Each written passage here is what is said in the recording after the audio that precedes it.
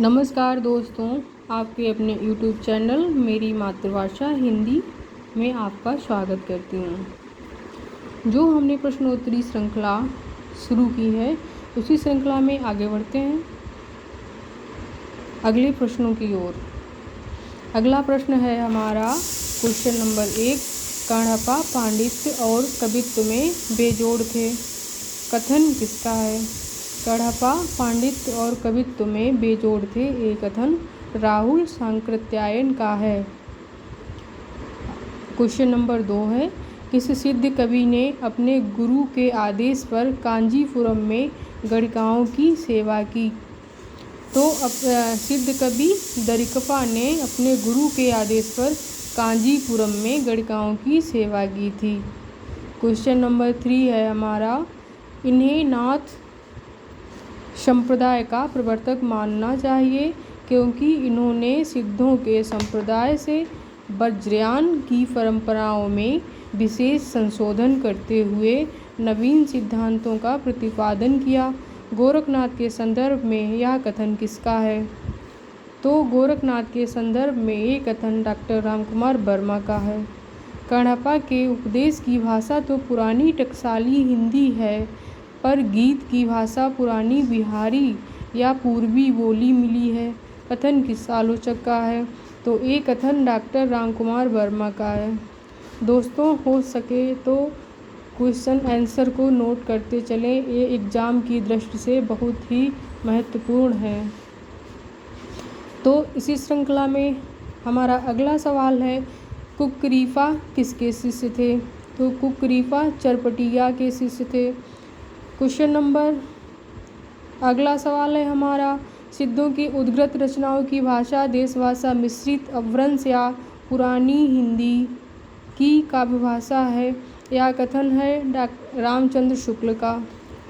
इसी श्रृंखला में हमारा अगला सवाल है, निम्नलिखित में से मत्स्येंद्रनाथ की रचना है। तो यहाँ पे हम मत्स्येंद्रनाथ की 3 रचनाएं बता रहे हैं। अकुल वीर तंत्र, नंबर 2 कुलानंद, नंबर 3 कौल ज्ञान निर्णय। डॉक्टर रामकुमार वर्मा ने नवनाथों में शामिल किया था गहिड़ीनाथ, चौरफटनाथ और चौरंगीनाथ। किसने गोरखनाथ को पृथ्वीराज के समय का बताया है? तो रामचंद्र शुक्ल ने, आचार्य रामचंद्र शुक्ल ने गोरखनाथ को पृथ्वीराज के समय का बताया है। किसने गोरखनाथ को हिंदी का प्रथम गद्य लेखक माना है? तो हिंदी का प्रथम गद्य लेखक मिश्र बंधुओं ने माना है। अगला सवाल है हमारा, गोरखनाथ की सबसे प्रामाणिक रचना मानी जाती है? तो गोरखनाथ की सबसे प्रामाणिक रचना शब्दी को मानते हैं। गोरखनाथ की सबसे प्रामाणिक रचना शब्दी मानी जाती है। इन्होंने अनेक शैव एवं योग संप्रदायों को तोड़कर बाह्य पंथी शाखा की स्थापना की। तो किसने की? हजारी प्रसाद द्विवेदी ने। अगला सवाल है हमारा, गोरख जगायो जोग भगति भगायो लोग, पंक्ति किसकी है? गोरख जगायो जोग भगति भगायो लोग, ये पंक्ति किसकी है? तो ये पंक्ति है तुलसीदास की।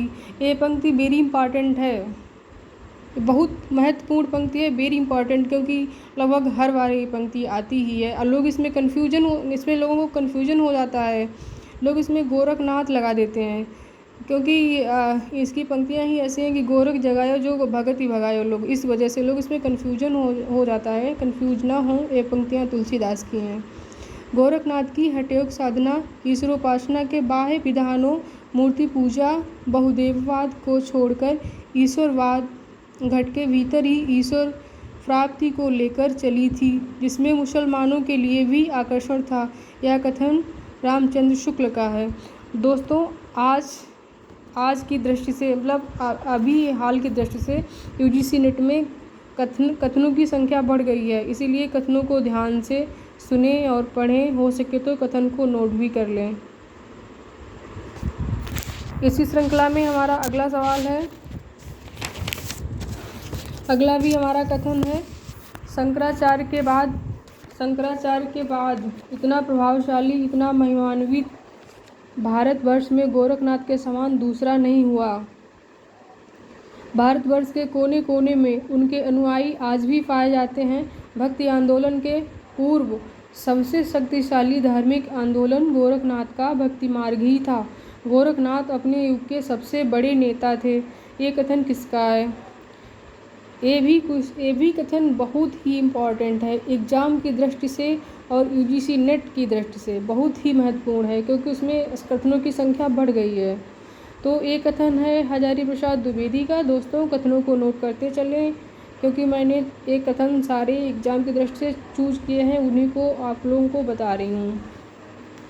अगला सवाल है हमारा, सिद्धों की वाम मार्गी भोग प्रधान योग साधना की प्रतिक्रिया स्वरूप आदिकाल में नाथपंथियों की हठयोग साधना प्रारंभ हुई। सिद्धों की वाम मार्गी भोग प्रधान योग साधना की प्रतिक्रिया स्वरूप आदिकाल में नाथपंथियों की हठयोग साधना प्रारंभ हुई। तो ये कथन है डॉक्टर नगेंद्र का। अगला सवाल है हमारा, अगला भी कथन है। दोस्तों कथनों को मैं आपसे फिर कह रही हूँ, फिर से रिपीट कर रही हूँ कि कथन जो भी कथन है वो वेरी इंपॉर्टेंट है, बहुत ही इंपॉर्टेंट है। तो अगला कथन है हमारा, नाथ पंथ सिद्धों की परंपरा का विकसित रूप है। ये कथन किसका है? नाथ पंथ सिद्धों की परंपरा का विकसित रूप है। ये कथन राहुल सांकृत्यायन का है। अगला सवाल है हमारा, अगला भी हमारा कथन है। मैंने आप लोगों के लिए कथन चूज किए हैं, इम्पॉर्टेंट कथन चूज किए। तो अगला कथन है, नाथों का समय 12वीं सदी से 14वीं सदी के अंत तक है। ये कथन है डॉक्टर रामकुमार वर्मा का। अगला सवाल है हमारा, बसंत तिलक असंबद्ध दृष्टि किसकी रचनाएं हैं? बसंत तिलक असंबद्ध दृष्टि किसकी रचनाएं हैं? एक कृष्ण पाद की रचनाएं हैं। दोस्तों आज के लिए इतना ही। आपको अगर हमारी प्रश्नोत्तरी श्रृंखला अच्छी लगती है तो कृपया कमेंट करें और बताएं। हमारे चैनल को सब्सक्राइब करें, लाइक करें। अगर आपको अच्छा लगता है तो बताएं, तो मैं आपको प्रश्नोत्तरी श्रृंखला इसी टाइप से इंपॉर्टेंट क्वेश्चन 2000 की सीरीज दूँगी एग्ज़ाम तक। नमस्कार दोस्तों।